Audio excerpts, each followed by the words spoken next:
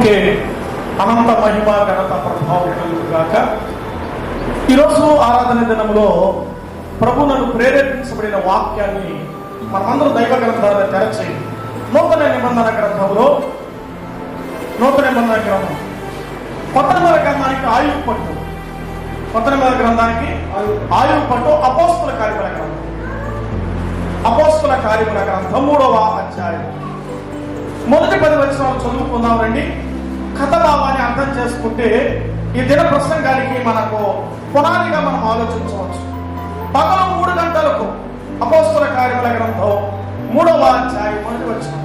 పగలు 3 గంటలకు ప్రార్థనా కాలం పేతురును యోహానును దేవాలయానికి పిలిచి ఉండగా పుట్టినను ముద్దుకొని పుట్టివాడిన ఒక మనుషుడు మోసుకుని పోగొచ్చుండెను. వాడు దేవాలయానికి వెలువారి భిక్షమణులకు కొందరు ప్రతిదినము వాని శృంగార దేవాలయం ద్వారం వద్ద ఉంచుతూ వచ్చి పేతురు యోహాను దేవాలయంలో ప్రవేశించబోయినప్పుడు వారు చూచి భిక్షమడుగా పేతురు యోహాను వారిని తేరి చూచి మా తట్టు చూడమని వాడు వారి ఎంత ఏమైనా దొరుకుని కనిపెట్టచ్చు వారి ఎందు లక్ష్యం ఉంచారు. అంతట పేతురు వెండి బంగారాలు నా ఎంత లేవు కానీ నాకు కలిగినదే నీకు ఇచ్చుచున్నాను, నదుడైన యేసుక్రీస్తు నామమున నడుమని చెప్పి వారి కుడి చెయ్యి పట్టుకొని లేవనెత్తను. వెంటనే వారి పాదములు చేలకొండములో బలము పొందెను. వారి దిక్కున లేచి నిలిచి నడిచెను. నడుచుచు గంతులు వేయచ్చు దేవుని స్తుతించు వారితో కూడా దేవాలయంలోకి వెళ్ళెను. వాడు నడుచుచు దేవుని స్తుతించు ప్రజలందరూ చూచి శృంగారముల దేవాలయం ద్వారము వద్ద భిక్షకు కొరకై కూర్చున్న వాడు ఇదే అని గుర్తెరిగి వానికి జరిగిన దాన్ని చూసి విస్మయముతో నిండి పరవశులైంది. ప్రభు తన మాటలు దీవించునుగాక. ఆమేన్. చదవబడినటువంటి లేఖన భాగం ఈ మొదటి 10 వచనాల్లో ఒక దేవాలయం. కార్వేట్ నగరంలో ఏముంది?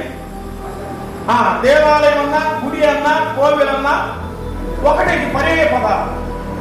మనమైతే క్రైస్తవులు ఏం చెప్పుకుంటామంటే మందిరం అంటారు, లోకస్తు గుడి అంటారు, గుడి పోతున్నాం అంటారు. కానీ మనం మందిరానికి వెళ్ళాలి కదండి. ఓ భక్తుడు రాశారు, మా తమ్ముడు, వస్తున్నానయ్యా నీ మందిరానికి. ఎందుకో ఆయన రాసిన చరణంలో నిన్ను స్తుతించడానికి అంటారు. ఆదివారమున దేవుని బిడలు ఒకరోజే కాదు ప్రతి దినం అంట. ఇక్కడ యోహాను మనం చూస్తున్న పేతురు యోహాను పగలు 3 గంటలకు ప్రార్థనా కాలన వారు వెళుతున్నట్లుగా చూస్తాం. కాబట్టి ఒక గుడిలో దగ్గర ఒక ప్రార్థనకు చేయడానికి వెళుతున్నారు ఇప్పుడు దైవ సేవకులు. ఆ వెళుతున్న మార్గంలో వారు వెళుతున్నారు. ఇప్పుడు అక్కడ ఏం చేశారంటే బయట ఒక గుంటివాడు భిక్షమనుకుంటున్నాడు. ఏమనుకుంటున్నాడు? ఈరోజు గుంటోని జీవితం ఏది మన టైటిల్? గుంటివాడి జీవితం మనకు ఒక మాదిరి పాఠం. ఈ గుంటివాడు భిక్షమడుగుతుంటే ఎందుకు అడిగారో ఏదో ఇస్తారని చూశారో మొత్తానికి వాళ్ళ దగ్గర ఏం లేవు. శాంపు దగ్గర ఏముంటుందా? సన్యాసులకు ఏముంటుందట? వెంటనే ఏముంటుందా? లోకం చెప్పిన సామెత. అయితే మొత్తం మీద మా దగ్గర ఏం లేవు. మా దగ్గర బంగారు కానీ ఆస్తులు కానీ ఐశ్వర్యాలు కానీ ఏం లేవు. మా కలిగిన మా దగ్గర ఒక ఆస్తి తెలిసిన యెహోవా భయము వారికి ఐశ్వర్యము. మేము దైవ వైపు కలిగి ప్రార్థనకి వెళ్తున్నాం. మేము కలిగి ఉన్నది యెహోవాను కలిగి ఉన్నాం, యేసుక్రీస్తును కలిగి ఉన్నాం. అదే నీకు ఇస్తాం. ఆయన నామమే మీకు ఇస్తాం. మేము ఇచ్చే భిక్ష ఏదో తెలుసా? ఆయన నామం వలన బాగుపడతాం అని అతను స్వస్థపరచబడిన విధానాన్ని బట్టి, అతడు పలికించబడిన విధానం బట్టి స్వస్థపరచబడి దేవుని ఆయన తీరిపోయాడు. ఇది దీంతో ఉన్నటువంటి కంటెంట్, ఇంట్లో ఉన్న స్టోరీ. ఈ భాగాన్ని మనం ఆలోచన చేయాలి. ఇప్పుడు నేను ఆలోచన చేస్తుంటే బైబిల్ గ్రంథంలో ఇతను పుట్టివాడు, ఇతడేమో పుట్టివాడు. ఈ పుట్టివాడు బైబిల్ ఎంతమంది ఉన్నారు? నేను ఆరాధిస్తాను. బైబిల్లో పుట్టిన ఎంతమంది ఉన్నారు? పుట్టిన ముందు కొన్ని పుట్టివారు ఉన్నారు బైబిల్లో.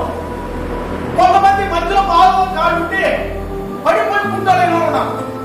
మీకు అర్థం చెప్పండి. బైబిల్ ఎంత చెప్తున్నాను, చదువుకున్నాను, వివరిస్తున్నాను.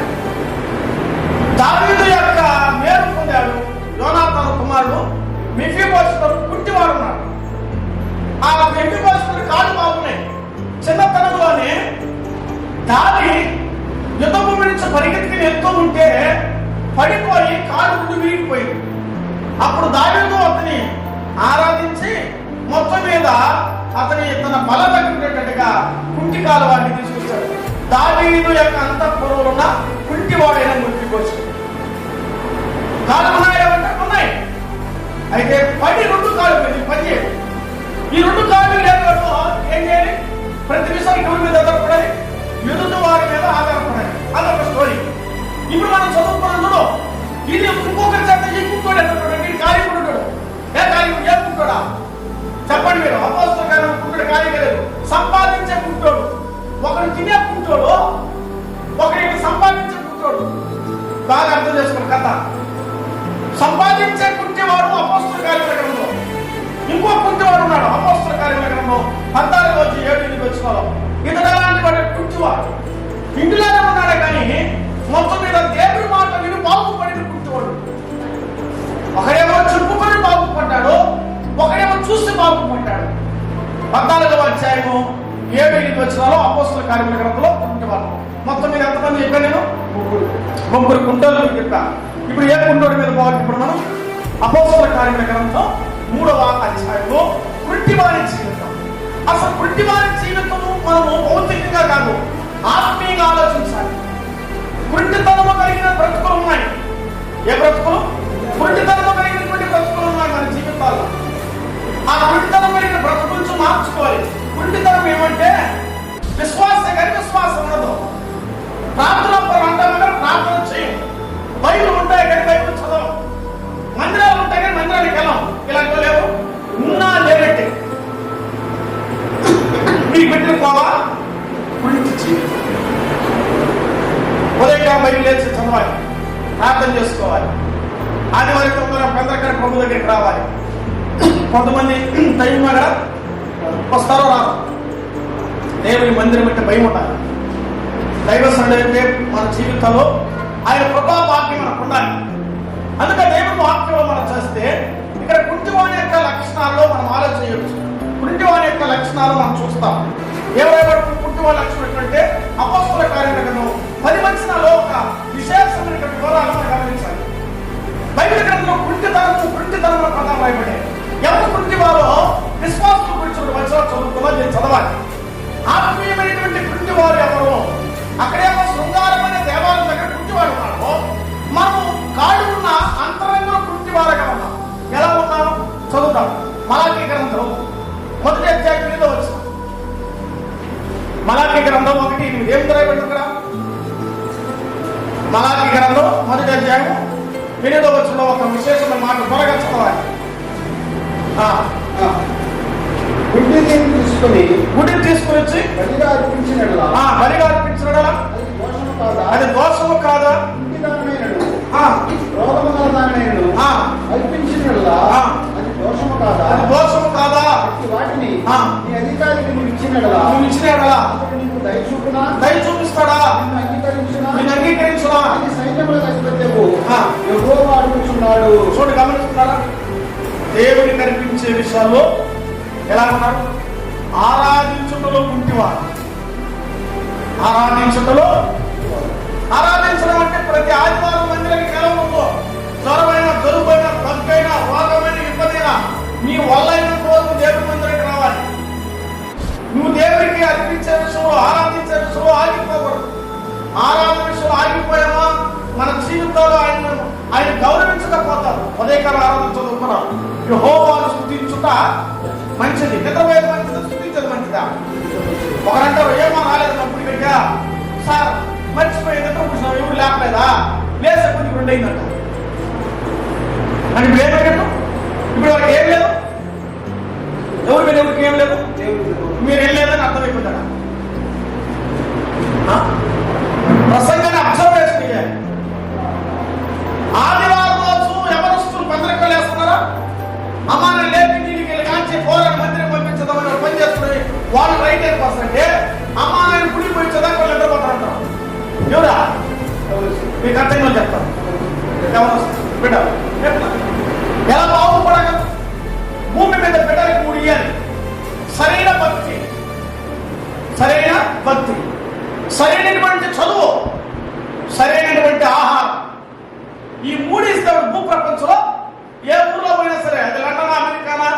భారతదేశం, ఇండియానా, చైనానా, ఏడైనా బ్రతకలు. ఈ మూడింటిలో ఒకటి తక్కువైనా వారి కుంటితనం వెళ్ళి బ్రతుకు బ్రతుకుతాడు. కాళ్ళు ఉంటాయి, బ్రతుకుంటుంది, సరిగ్గా బ్రతకడం. ఒక ఆయనంట ఇలా మాట్లాడుకున్నాం. దాదాపు ఒక పిల్లోడికి చదువు చూపిస్తారు.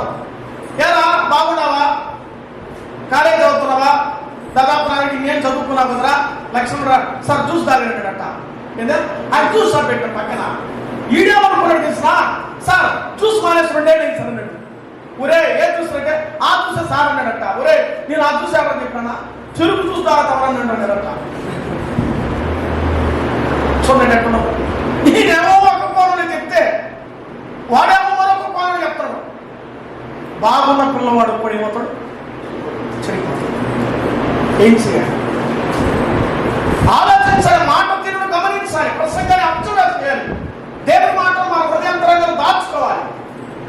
అప్పుడే మనం లేకపోతే సాతాను దోచుకుంటాడు. నువ్వు దాచుకోలేదా, లోకం నిన్ను దోచుకుంటాడు. కాబట్టి వాడు దోచుకుంటే మన జీవితాల్లో ఈ లోపల అవమానాలే. మనం ఆత్మీయతలో కుంటివారుగా ఉండకుండా అంటే అర్పించుటలో కుంటివారుగా ఉండకూడదు. దేవుడికి ఇచ్చేప్పుడు ఎక్కడి మీరు గమనించారు, లోకంలో ఏదైనా చేస్తే ఆడ పెట్టలేప్పుడు ఏం చేస్తారు, అది వాళ్ళు టేస్ట్ కూడా చూడకుండా. వంట ఉండేవాళ్ళు ఏం చేస్తారు, టేస్ట్ కూడా చూడరు. అంత పవిత్రంగా పెడతారే. మరి దేవునికి మన విశ్వాసమైన మనం, పరిశుద్ధులైన మనం, క్రీస్తు రక్తాలను కడబడిన మనం ఇంకెంత పరిశుద్ధంగా ప్రభు దగ్గరికి రావాలి. ఆదివారం ఆరాధంగా అరువుగా తినేసి వస్తాం కదా, బాగా నీట్గా వండుకొని ప్రశాంతంగా తిని మళ్ళీ ఆరాధన చేస్తాం. విశ్వాసం రొట్టె రసపాత్రలో పాలి ఉండాలి, ధర్మం, అది నియమం. దేవుడి కంటే ఎక్కువగా దేవుని ప్రేమించేవాడు మన లోకానికి పాత్రం, దేవుడికేమో అపాత్రం. బాగా ఈరోజేమో కూర కూడు, కర్రీ మేము పెట్టాల్సిందే లేదంటే దీనికి మించింది కదా. ఒక ఆదివారం నోరు కడితే ఏమైపోతుంది. ఒక ఆదివారం పెద్దక్కడ ఆరాధించడానికి మన కళ్యాణం అమ్మ మందిరం కడిగి ఎప్పుడైనా వచ్చావా, ఎప్పుడైనా మందిరం కడిగావా అలా, ఎప్పుడైనా మందిరం కడిగావా, మీరు కడిగావు ఎక్కడే ఎప్పుడైనా మందిరం కడిగావా.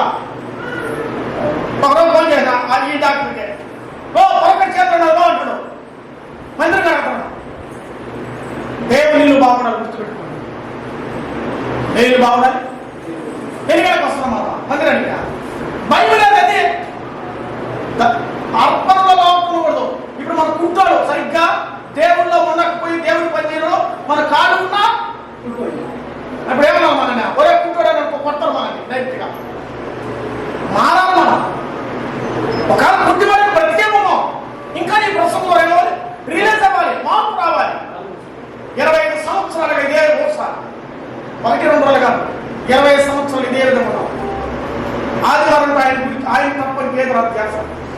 సాయంకాలం అయితే ఆయన తప్ప ఇంకేది చేస్తారు. 7:30 ప్రతిరోజు ప్రార్థనకి వెళ్ళే బాధ్యత ప్రభు మాకు ఇచ్చాడు. ప్రతిరోజు ప్రార్థన, ఏదో ఒక స్థలం పిల్లలు ఎవరు వస్తుందో కూడా కలిసి పరిచయం చేస్తుంది బాధ్యత. ఆహా ఎంత భాగ్యం అండి. డాక్టర్ ప్రార్థనకు వచ్చారు, ఎంతమంది వచ్చారో. ఆసక్తి లేదని, దైవ భయం కావాలి, దేవుడితో ఉండాలని, దేవుని సన్నిధిలో వాడు బాగుపడిన చాలా మంది ఉన్నారండి.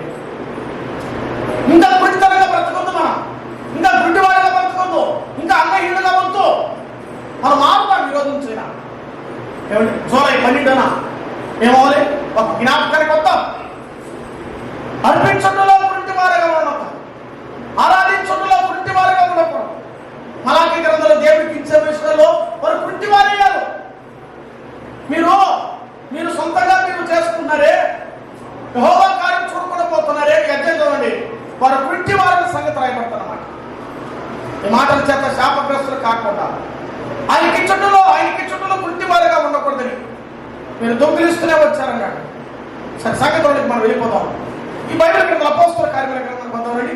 అపోస్తల కార్యముల గ్రంథం 3వ అధ్యాయం పొందాం. కుంటివాడి యొక్క స్వభావాలు చెప్తారు జాగ్రత్తగా. ఈ అపోస్తల కార్యముల గ్రంథం 3వ అధ్యాయంలో కుంటివాడి గురించి మీరు చెప్పండి, మీకు తెలిసి మీరు చెప్పండి. కుంటోడికి 2 కాళ్ళు లేవు. ఇప్పుడు ఏం చేస్తారు?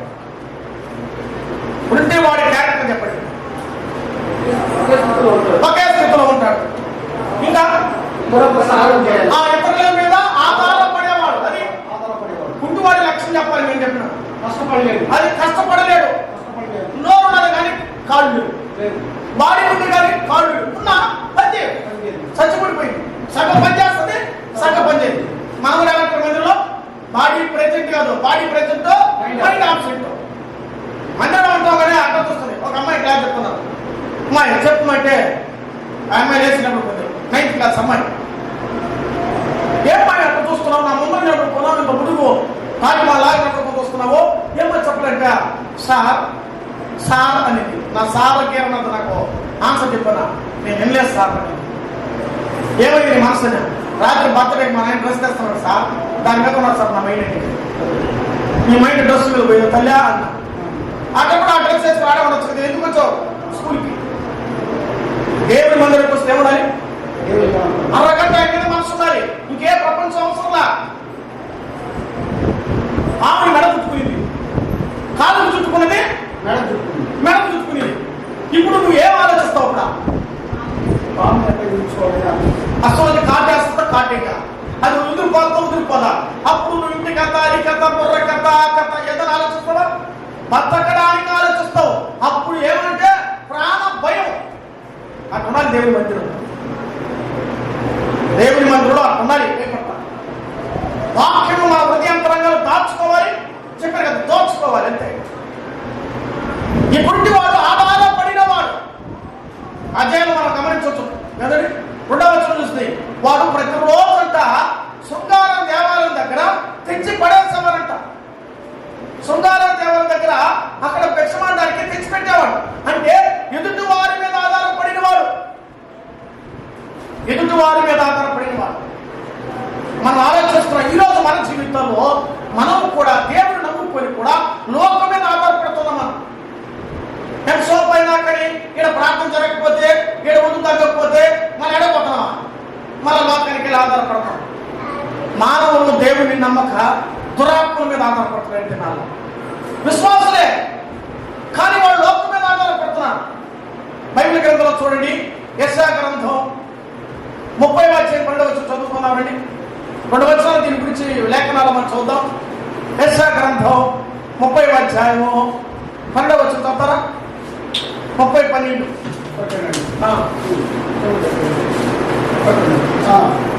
అందుచేతను ఇశ్రాయేలు యొక్క పరిశుద్ధ దేవుడు సెలవిస్తున్నాడు, మీరు ఈ వాక్యము వద్దని త్రోసివేసి బలాత్కారం కృత్రిమం అంటే సొంతంగా మనుషులు చేసిన వాటిని నమ్ముకొని అట్టి వాటిని ఆధారం అట్టి వాటిని మీరు ఆధారం చేసుకుని ఉండి. ఒక ఆయన వస్తాడు బాగా మందిరానికి, ఒక సొంత పని పెట్టాడు, ఆదివారం మందిరం మానేడు. ఏం చేయడా? ఒక ఆయన అంగిడి పెట్టించాం మేము బుద్ధి లేక, సార్ బతకలేకపోతున్నాం సార్, ఏం చీటీలు కట్టుకోవాలి, వడ్డీలు కట్టుకోవాలి అంటే అయిపోతుందంటే ఏదో మా మొత్తం మీద కొంత ఇచ్చాము. అమ్మా నువ్వు దోశలు బలిపోస్తావు, ఇడ్లీలు బలిపోస్తావు, ఏం చేస్తావా అంగిడి పెట్టుకోతా, 2 ఇప్పించినాం బాగా మర్యాద, ఏదో బతకనేది. సరే సాయంకాలం బోనాలు పెట్టుకోవాలి. ఆమె చేసింది దాన్ని రొటేషన్ చేసుకుని పూర్తిగా మంది లేకుండా పెద్ద పెట్టినారు. ఏదా ₹1000 ఇచ్చిన దానితో ఆమె దాదాపు 10,000, 15,000, 20,000, 30,000 పెట్టేంత స్థాయికి వచ్చేసింది. ఆ డబ్బుతో డెవలప్ అయింది. ఇప్పుడు మా మందిరానికి రాలంటే యాడ్ సార్ అంగిడి తప్పు ఇవిడిదా మాదే తప్పు. అప్పుడు ఇచ్చారు ఇవుడు కూడా సలహాలు సంఘానికి వచ్చారు, మాత్రం సలహా ఇవ్వదు.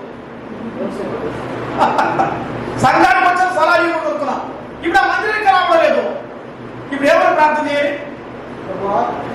మీరు చెప్పండి, ఏమని ప్రార్థన చేయాలి? బుద్ధి లేకుండా మేము అంగడి పెట్టించాము, బుద్ధి లేకుండా అంగడి పెట్టించాము, ఇప్పుడు మాకు బుద్ధి వచ్చింది, ప్రభావ మనసు మార్చు ప్రభావ ప్రార్థన చేయాలి. ప్రభావ ఏ అంగడి ఇచ్చామో ఆ అంగడి లేక ప్రభావ ప్రార్థన చేయాలి. నిజంగా లేపేస్తానికి అలానే ప్రార్థన చేయడం అందు లేచిపోయింది. మళ్ళా వస్తున్నానయ్యా వస్తున్నాం. అమ్మా దయచేసి అంత సేవకు దగ్గర ప్రార్థన చేయించుకోండి. నేను రియల్గా చెప్తాను, మీరు మా మందిరం జరిగి ఇంకా చెప్తున్నా. ఆ ప్రభు దగ్గరికి వెళ్ళిపోయింది, ప్రభు దగ్గరికి వెళ్ళినాను. నేను కల్పన కథల మీద మాట్లాడేది. సత్యం ప్రకటిస్తున్నప్పుడు అర్థం చేసుకో. దేవుడి మందిరానికి దూరం అయ్యావా, నీ నెట్ట రప్పించాలో ఆయన తెలుసు. ఏ రోజైనా సరే పెళ్లి రోజు వచ్చిందని, బంధువులు వచ్చారని, వాళ్ళు వచ్చారని మందిరం ఆగద్దు. ఆరాధన చేసి నువ్వు దేవుని మందిరం రా. 1 గంట దేవునితో గడిపే భాగ్యం లేదు. అర్థమైనా? ఆలోచన చేయండి. దేవుని సన్నిధిలో మనము లోకం మీద ఆధారపడి వారి కృత్రిమాన్ని నమ్ముకొని మనం ఆధారపడుతున్నాం. తర్వాత జరిగే నష్టం ఏంటి? యెషయా గ్రంథం 47:9 చూడండి. బైబిల్లో యెషయా గ్రంథం అక్కడే కొంచెం వెనక్కి తెచ్చి వస్తే అర్థమవుతుంది. యెషయా గ్రంథం 47:9. ఒక్క దినంలోగా ఒక్క నిమిషంలో సంభవించును. అధికంగా శిఖరము చూసినను కర్ణపిశాచ తంత్రాల దగ్గరికి ఆధారం చేసుకున్నావు కాబట్టి అపాయం వస్తుంది. మా మంత్రుల దగ్గరికి మన నలభై దగ్గరికి వస్తుంది, బుడపురుల దగ్గరికి మన నలభై దగ్గరికి వస్తుంది. నువ్వు అనుకుంటున్నావు అక్కడ సాంప్రదాయ నిమ్మకాయ ఏమైనారా? నాకు రోజు చూపించి చెప్పింది, అయ్యా మా ఇంట్లో నిమ్మకాయ దిష్టికాయ అయినాడు, జ్యూస్ చేసి తాగేటాను. యేసయ్య నామములో ప్రార్థన చేసిన ఏదైనా సరే పరిశుద్ధపరచబడతాయి. అవునంటారు కాదంట బైబిల్. పరిశుద్ధపరచబడుతుంది. నీకు దమ్ము ధైర్యం ఉంటే నీలో పరిశుద్ధత ఉంటే చేస్తావు, నీలో అపరిశుద్ధత చేయలేవు. ఎవరైనా సరే సేవకులు కావచ్చు, పెద్దలు కావచ్చు, విశ్వాసులు కావచ్చు, నువ్వు దేవుని కొరకు రహస్యంగా బ్రతికితే దేనినైనా జయించగలవు. నువ్వు ప్రభు కొరకు రహస్యంగా బ్రతకలేవా ప్రతి దానికి భయపడతావు. పోతే ఎక్కడ ఉంటే ఇక్కడ ఉంటే ఎక్కడ పోతే అక్కడ అంతకెందుకంటే భయం. బైబిల్ అంటది ఏమైనా చేయగల పడగ కథ నీ నామముకే ఆయనలో ఉన్నవాడు ఎవడు ఏం చేయలేడు. సాధారణ కూడా పర్మిషన్ తీసుకుంటాడు యోగ విషయంలో. అయ్యా ఏమైనా కొంచెం చేయమంటావంటే మరణం తప్ప నువ్వేమైనా చేయలేదు. మరణం తప్ప నేను టచ్ చేయాలంటే ముందు నేను దేవుడి దగ్గర పర్మిషన్ రావాలి. ఇప్పుడు దేవుడి దగ్గర ఎప్పుడు పర్మిషన్ వస్తుంది మీరు చెప్పండమ్మా. మా ఎవరొస్తుంది చెప్పండి. దేవుడి దగ్గర ఎప్పుడు పర్మిషన్ వస్తుంది? ఈ కథ అంటే మీకు అర్థమైంది, నేను చెప్పలేదు. చెప్పండి. పరిశుద్ధత నీలో ఉన్నప్పుడు, ప్రభుత్వం నీకు సంబంధం ఉన్నప్పుడు దేవుడు ఏం చెప్తాడు? సైతాన్ వాడు నా బిడ్డ, వాడు నా బిడ్డ, అమ్మాయి నా కూతురు, కాబట్టి నువ్వు దూరం పోవాలి. అదే పరిస్థితి లేకపోతే మీరు బ్రతుకు పోవాలి. వాడు ఆటలకి దేవుడు కూడా అడగడు. ఏం చేస్తాడా? ఎత్తేసుకుని పోతాడు. నేను ఇక్కడ నేర్చుకోవాల్సిన పాఠం, లోక పద్ధతులు నీలోనికి రాకూడదు. లోకం చేసిన పని నువ్వు చేయకూడదు. ప్రతి విషయానికి వ్యతిరేకంగా ఉండాలి. లోకం చేసేది కాకుండా నువ్వు నేను చూసి ప్రభువు నేర్చుకునేట్టు కూడా అమ్మా వాడు పరిశుద్ధుడి, వాడు ఏ మంత్రాలు కానీ తంత్రాలు కానీ కృత్రిమలు కానీ వాడు సొంత నేరాలు ఏమి ఎప్పుడు నా ప్రార్థన వాడు బాగానే ఉన్నారు. నువ్వు బాగా పరిశుద్ధతలో ఉండి ప్రార్థన చేస్తే నువ్వు నీ కుటుంబం నిండి పొడిలేకపోతులోకి వస్తుంది. నువ్వే సరిగ్గా ఏమనుకో అవన్నీ ఆపోజిట్ అయిపోతాయి. ఈ కుంటి వాడు ఏం చేసంటే ఎదుటి వాడి మీద ఆధారపడిన వాడయ్యాడు. ఈ కుంటివాడి గురించి మరొక లక్షణం చూస్తే, ఈ కుంటివాడి గురించి మరొక లక్షణం అడుక్కునేవాడు. ఏం చేసేవాడు? అడుక్కునేవాడు. ఇక్కడ గమనించాలి, మంచి సంపాదన వస్తుంది చర్చి కదా. ఎవరికా? ప్రతి దినం మనం ఉందా లేదా? అంటే ప్రతి దినం ఉంటే బాగా డబ్బు వసూలు అవుతుంది లేదా? మందిరంలో బాగా డబ్బు ఉండాలి. ఎవరిగా అంటే శృంగారమైన మందిరానికి వెళ్ళే వాళ్ళు, యెరూషలేము మందిరానికి వెళ్ళేవాళ్ళు మంచి సంపన్నులు, బాగా సంపాదన ఉంది కాబట్టి ఈ మందిరానికి వెళ్ళే వాళ్ళందరూ కూడా ఏం చేస్తున్నారు? వాళ్ళకి కారుగా ఇస్తారన్నారు, గిఫ్ట్ ఇస్తున్నారు. వాళ్ళకి భిక్షగాడికి వాడి కారు చూసి ఇప్పుడు వాడు ఎందుకు చేస్తున్నాడంటే వాడి మీద మరికొందరు ఆధారపడుతున్నారు. కథ చరిత్ర అక్కడ లేదు కానీ మనం అర్థం చేసుకోవాలి. ఇప్పుడు ప్రతిరోజు వస్తున్నారంటే ఇటు నుంచి వదులుతున్నారంటే అర్థమేమే? వీడి మీద ఆధారపడిన వారు ఉన్నారని అర్థం. ఇంటి వాడి మీదనే ఇల్లు ఆధారపడుతూ ఉంటే సంఘం ఎవరి మీద ఆధారపడాలి? సంఘం అంటే ఎవరు? నీవు నేను. ఈ సంఘ పరిశీలన, ఈ సంఘం యొక్క బాధ్యత ఎవరి మీద ఉంది? మనందరి మీద ఉంది. సంఘానికి వచ్చేది కాదు, సంఘ బాధ్యతలు కూడా. ఆ కుంటివాడుగా ఉండక సంపాదన జీవితంలో అడుక్కునేవాడు. చెప్పడయ్యా ఏదని బాధ అంటే ఎవరు ఇస్తావంటే అప్పుడు పేర్లు వెండి బంగారాలు మా దగ్గర లేవు. భిక్ష అడిగేవాడు, అతను గురించి భిక్షగాడు, కుంటివాడు భిక్షగాడు. కానీ భిక్షగాడు లేడు, కుంటివాడు లేడు.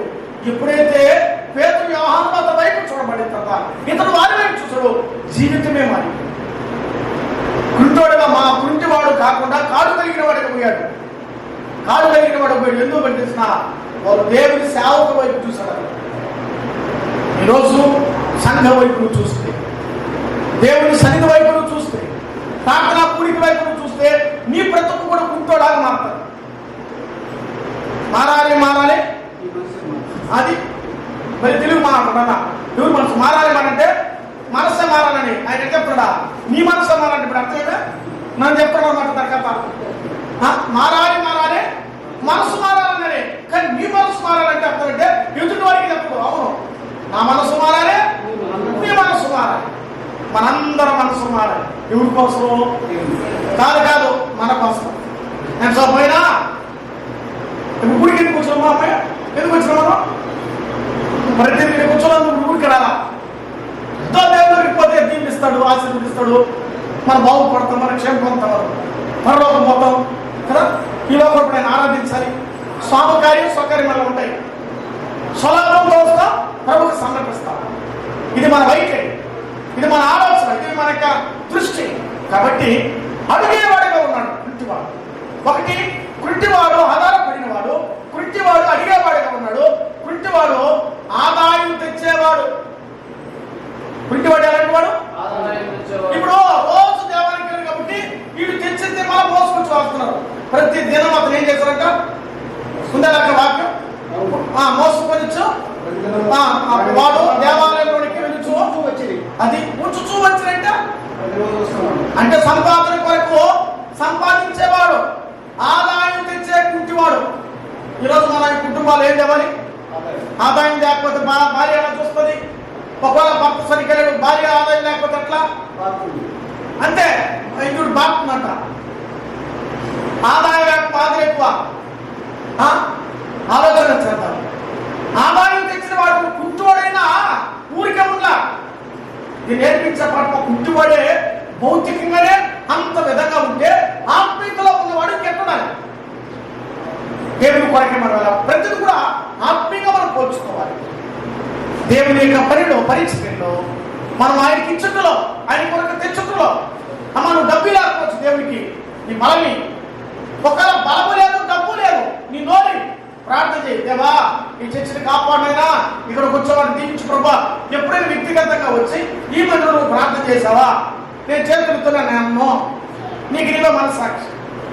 నువ్వు వెళ్ళే మందిరాల్లో వెళ్ళి వ్యక్తిగతంగా పోయి ప్రభా ఈ పరిచయం దీవించిన ఆయన మాయవా కావడానికి నిన్ను వృద్ధురాలు ఇంకా ఆమె కట్టి పట్టుకుని నడవలేకపోతాడు. అది తెస్తున్నారు మా వాళ్ళు యాడికి పోతామంటే ప్రార్థనకి పోతున్నానండి. ఆమె నడవలేదు, కాళ్ళు ఊరిపోయాడు.